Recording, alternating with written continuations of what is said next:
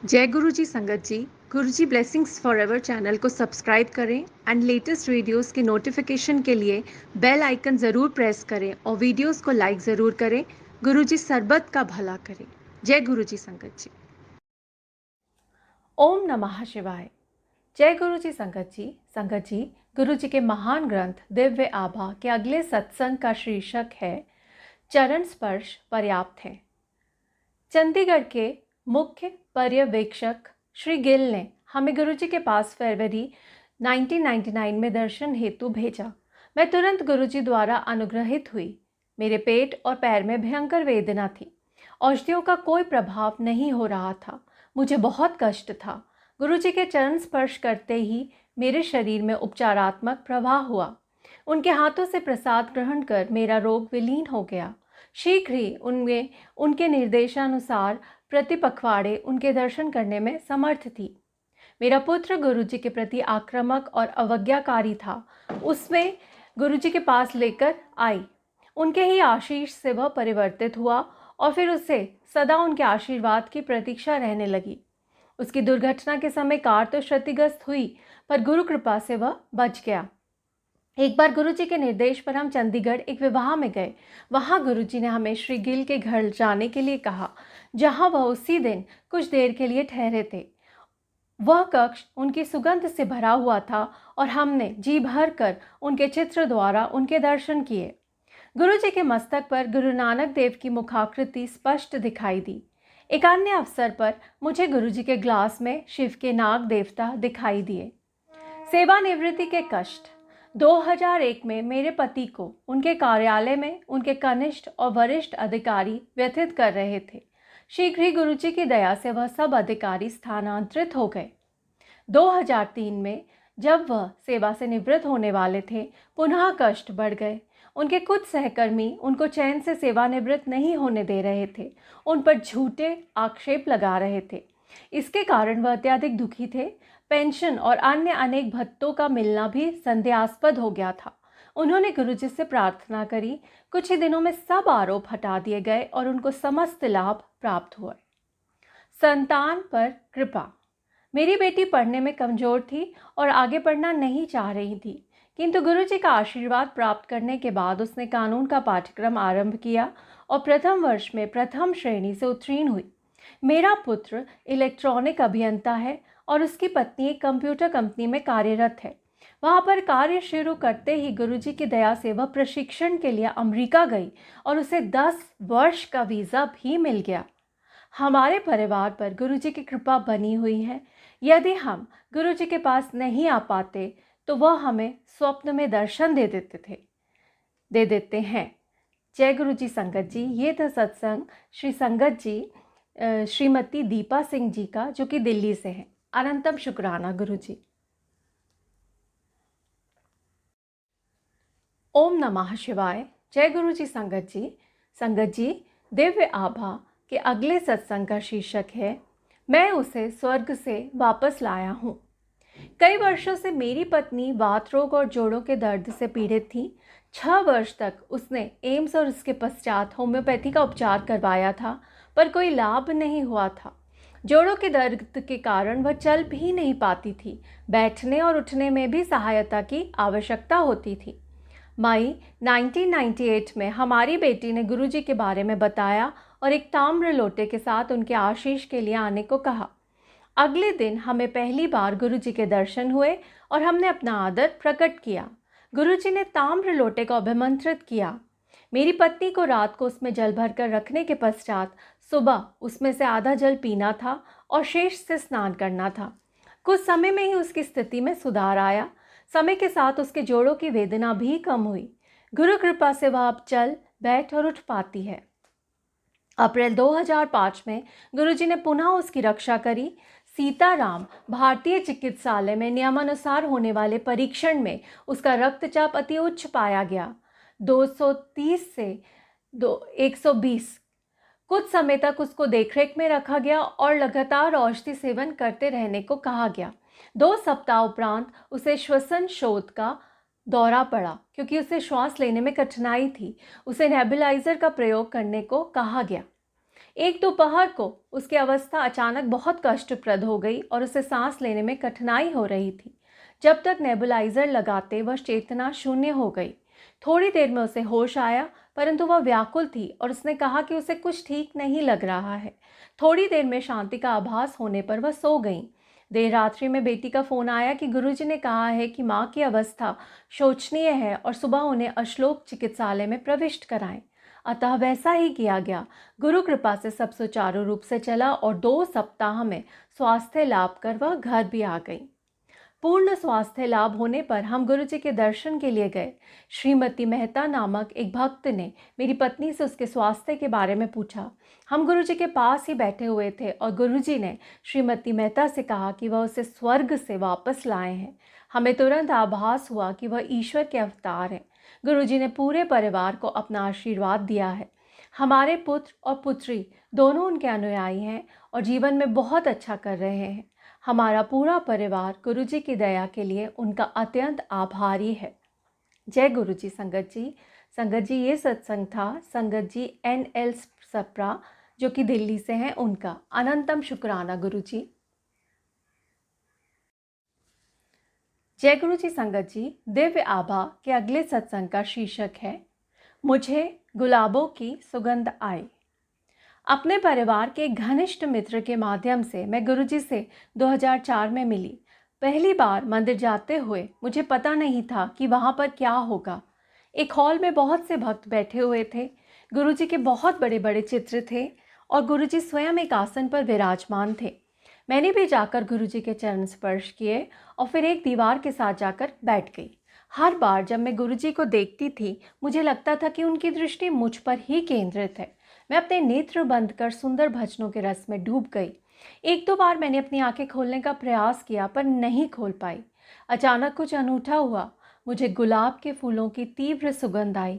यह अर्क या अगरबत्ती से नहीं थी क्योंकि वहाँ पर वह वस्तुएं नहीं थी। यह तो ताजे गुलाबों की अति मनमोहक सुगंध थी जो सब ओर से लहरों की भांति आ रही थी और मैं उसमें डूब रही थी। मैंने अपनी आंखें खोली और देखा कि गुलाब तो कहीं नहीं थे, केवल कुछ कृत्रिम पुष्प रखे हुए थे। मैंने गुरुजी की ओर देखा तो वह मुझे देख रहे थे। वह बोले, हुंदस प्रैक्टिकल केसी, और मैं उसका विश्लेषण नहीं कर पाई।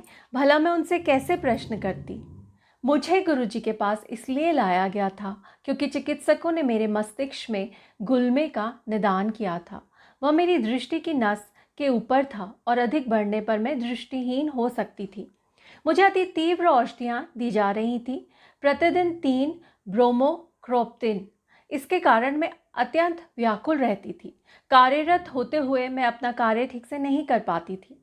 मैं गुरुजी के पास जाकर शांति से बैठकर प्रार्थना करती थी। मैं आशा करती थी कि शल्य क्रिया करवाकर मैं गुलमे को निकलवा दूं और औषधियाँ बंद कर दूं। गुरुजी ने मेरी विनती सुन ली। औषधियों का सेवन करते हुए भी वह गुलमा बढ़ता जा रहा था। अक्टूबर 2004 में मेरी शल्य क्रिया हुई। उन्होंने मुझसे तिथि, चिकित्सालय और चिकित्सक का नाम पूछा और बोले कि उनका आशीर्वाद मेरे साथ है और मुझे कुछ नहीं होगा। मुझे भी पता था कि अब कुछ असामान्य नहीं हो सकता है। यह एक अत्यंत जटिल शल्य क्रिया थी, पर मैं प्रसन्न थी। मुझे पता था कि गुरुजी मेरे साथ हैं। मेरा स्वास्थ्य लाभ अनुमान से कहीं अधिक तीव्र गति से हुआ और कीमोथेरेपी जो सामान्यतः 2 मास के उपरांत शुरू करनी थी, 3 सप्ताह के बाद ही आरंभ कर दी गई। किसी को विश्वास ही नहीं हो रहा था। चिकित्सालय से बाहर आते ही मैं गुरुजी को धन्यवाद करने लगी तो उन्होंने मुझे नए जीवन पर बधाई दी। मुझे पता था कि उन्होंने मुझे नव जीवन प्रदान किया है। विकिरण चिकित्सा होते हुए भी मेरे ऊपर कोई दुष्प्रभाव नहीं हुआ। मैं अन्य रोगियों को स्ट्रेचर और पहिए वाली कुर्सियों पर बाहर आते हुए देखती थी। इसके विपरीत उन दिनों प्रातः मैं अपने कार्यालय का काम करने के बाद चिकित्सालय जाती थी और उसके उपरांत बाजार में घूमती थी। मैं सामान्य जीवन व्यतीत कर रही थी। सब गुरुजी की कृपा का फल था। जिन दिनों मैं अपोलो चिकित्सालय में अपनी विकिरण चिकित्सा के लिए जा रही थी, गुरुजी ने अनेक अन्य उन रोगियों पर भी अपनी दयावृष्टि करी जिनके संपर्क में मैं आई थी। मुझे एक 9 वर्षीय बच्चे का संदर्भ याद है जिसके मस्तिष्क में गुलमा था। उसके अभिभावकों को चिकित्सा के कुछ दिनों तक रोकनी पड़ी थी चिकित्सा, क्योंकि उसके निर्धन पिता, जो कहीं दूर सरकारी नौकरी कर रहे थे, अवकाश लेकर आए थे। उसकी चिकित्सा में समय लग रहा था और जितना अधिक समय लगता उतना ही उनको धन का अभाव होता। मेरे पास गुरुजी का एक लॉकेट था। मैं अपने साथ सदा गुरुजी का चित्र रखती हूँ। मैंने उसकी माँ को वह लॉकेट उसकी आंखों पर प्रतिदिन रखने के लिए कहा। मुझे विश्वास था कि गुरुजी उसकी सहायता अवश्य करेंगे। 1 सप्ताह के बाद वह मुझे पुनः मिले। वह बालक कीमोथेरेपी के लिए वापस आ गया था और अधिक स्वस्थ दिख रहा था। उसकी माँ ने कहा कि जब से उसने वह लॉकेट उसके ऊपर प्रतिदिन प्रातः रखना आरंभ किया, वह अच्छा होने लगा है और चिकित्सक भी उसका स्वास्थ्य लाभ देखकर अचंभित हैं। जब मेरा बेटा 2.5 वर्ष का था, मेरी चिकित्सा के तुरंत बाद हमें पता लगा कि शौच करते हुए उसमें रक्त भी आ रहा है। परीक्षण करवाए गए। उसके बाद हमें बताया गया कि उसके मलाशय की शल्य क्रिया होगी, जिसमें 45 मिनट से 1 घंटे तक का समय लगेगा। बाहर प्रतीक्षा करते हुए मैं गुरुजी से यही विनती करती रही कि वह अंदर जय के साथ रहें। उस प्रक्रिया में 3 घंटे लग गए। जब चिकित्सकों ने हमें अंदर बुलाया तो वह चिंतित थे। इतनी देर लगने का कारण उनको मिली दूषित फुंसियाँ थीं, जिनकी बायोप्सी करवानी थी। उन 4 दिनों में मैं अत्यंत व्याकुल रही। मैं गुरुजी से हर समय उनकी कृपा के लिए ही प्रार्थना करती रहती।